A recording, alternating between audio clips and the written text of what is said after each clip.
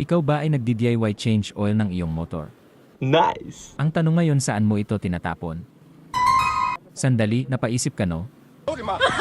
Sa kanal? Tama ba ako sa aking hula? Sa kanal mo ito tinatapon. Makinig ka, kailangan mo itong itigil.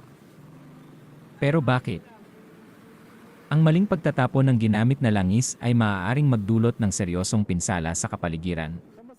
Ang 1 galon ng ginamit na langis ay maaaring makontamina ang 1,000,000 galon ng tubig na nagdudulot ng panganib sa kalikasan at kalusugan ng tao. Tara, samahan mo ko at turuan kita kung ano ang dapat mong gawin dito. Humanap ka ng motorcycle shop o gasoline station ng merong vehicle repair at dalin mo ang iyong used oil.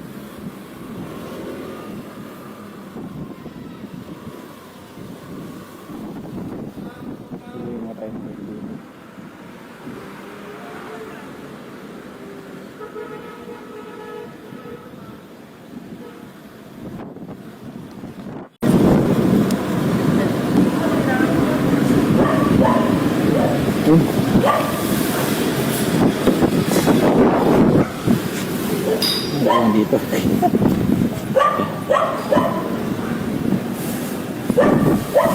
Sir?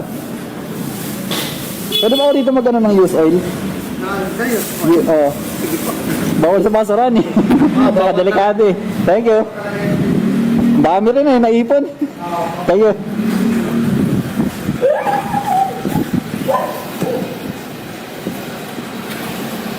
Paling na rin ako. Ibon tayo, sticker. Sir, Fred. Sticker. Sticker. Thank you. Thank you. Yan guys, pwede yan. Kasi delikado yung oil. Thank you. Shoutout kayo, sir.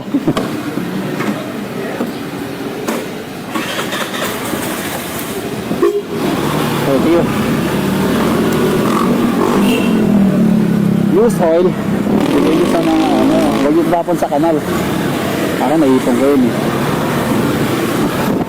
Sige kayo, sir. Go.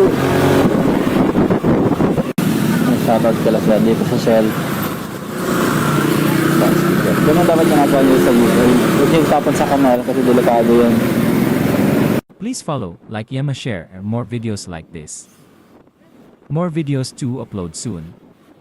Kaya i-follow mo na ako, hahaha. Salamat sa panonood, see you sa next upload. Ride safe always.